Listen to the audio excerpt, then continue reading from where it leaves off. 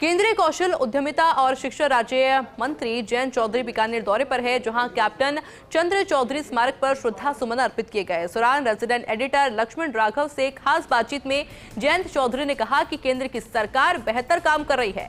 भाजपा द्वारा छोटे दलों को साथ लेकर समाप्त करने के सवाल पर कहा कि लोकतंत्र की व्यवस्था है, पहले भी ऐसा होता रहा है, नई बात नहीं है। हर संगठन अपने को मजबूत करना चाहता है। हम समन्वय बनाकर राष्ट्र को सर्वोपरि मानकर एजेंडा तैयार करने का काम कर रहे हैं और पहली बार ऐसी सरकार जो चुनाव की चिंता ना करते हुए 2047 का एजेंडा देश के सामने रख रही है। इससे पहले किसी सरकार ने देश का स्वरूप क्या होना चाहिए इसका जिक्र भी नहीं किया। राहुल गांधी विपक्ष का काम कर रहे हैं। वहीं हरियाणा चुनाव को लेकर कहा कि वहां की जनता ने जनादेश दिया है कि अब नतीजों का इंतजार है। इस दौरान उन्होंने शिक्षा मंत्री मदन दिलावर की तारीफ की। रेजिडेंट एडिटर लक्ष्मण राघव ने की जयंत चौधरी से खास बातचीत। केंद्रीय कौशल उद्यमिता एवं शिक्षा राज्य मंत्री जयंत चौधरी बीकानेर में हैं। यहाँ पर शहीद जो है कैप्टन उनके स्मारक पर श्रद्धांजलि अर्पित की है।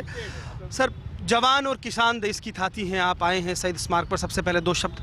कैप्टन चंद्र चौधरी जी जो हमारे कारगिल युद्ध में शहीद हुए, उनको श्रद्धांजलि दी है, उनका नमन करते हैं। उनके परिवार के सदस्यों से मिलने का अवसर मिला और आपने ठीक नारा दिया।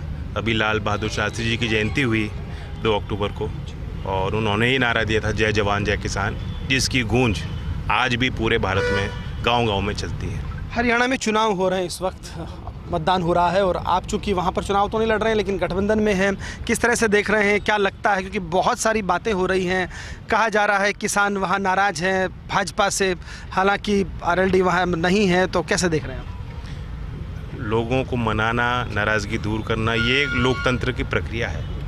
केंद्र सरकार किसान के लिए, नौजवान के लिए और ख़ास तौर से महिला वर्ग के उत्थान के लिए बहुत विशेष काम कर रही है और 10 साल में कई चीज़ों में परिवर्तन होते लोगों ने देखा है।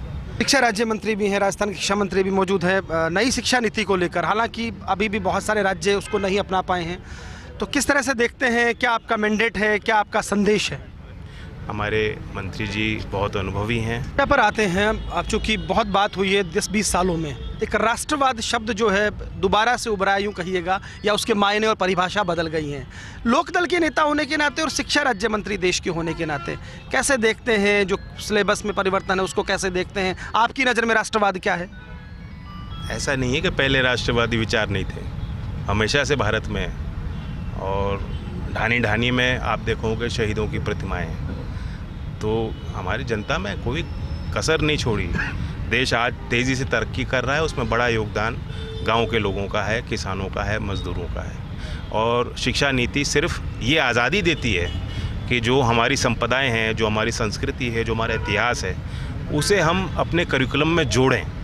और स्थानीय भाषाओं को बल दिया गया है। जो 22 शेड्यूल भाषाएँ हैं, पहली बार तमिल भाषा में, बंगाली भाषा में, मराठी भाषा में, उन भाषा में कभी किताबें नहीं होती थी। एनसीईआरटी ने उन किताबों को प्रकाशित किया, प्राइमर्स को हमने राज्य के विभागों को सौंपा है। तो जो स्थानीय परिस्थितियां हैं, जो हमारे यहाँ फोक हीरोज़ हैं, उनके बारे में अगली पीढ़ियाँ सीखेंगी ही नहीं।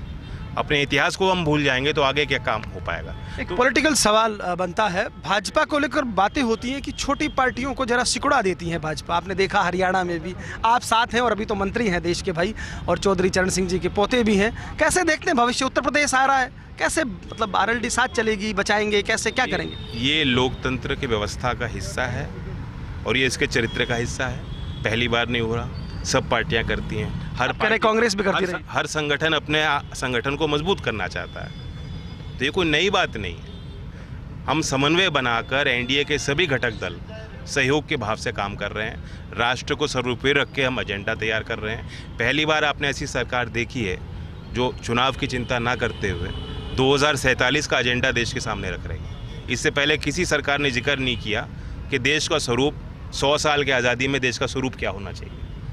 आम नागरिकों की भूमिका उसको बनाने में विकसित भारत को क्या भूमिका होनी चाहिए। राहुल गांधी कुछ और कहते हैं, वो विपक्ष का काम कर रहे हैं। चलिए, शुक्रिया। वैसे राजस्थान और हरियाणा में चौधरी चरण सिंह जी की एक बड़ी यहाँ पे स्वीकार्यता थी, आजकल कुछ उतना सक्रियता नहीं देखने को मिल रही है। क्या आगे आने वाले? भारत रत्न चौधरी साहब को दिया गया तो बहुत खुशी यहाँ राजस्थान के लोगों में महसूस हुई। मैंने भी बहुत प्यार महसूस किया है। आज मैं 2-3 महीनों में चौथा मेरा दौरा राजस्थान की धरती पे है। तो राजस्थान की धरा को, यहाँ के लोगों को, यहाँ के रंग को, यहाँ के जज्बे को मैं सलाम करता हूँ। तो कुल मिलाकर देखिए जयंत चौधरी जिन्होंने बात की, उन्होंने कहा कई मुद्दों पर कहा, शिक्षा नीति को लेकर बोले, राष्ट्रवाद को लेकर बात की और राहुल गांधी को लेकर उनको यही कहा कि वो विपक्ष में है तो विपक्ष का धर्म निभाएंगे ही। कैमरा पर्सन अजीम भुट्टा के साथ Lakshman Raghav, first India news, Bikaner.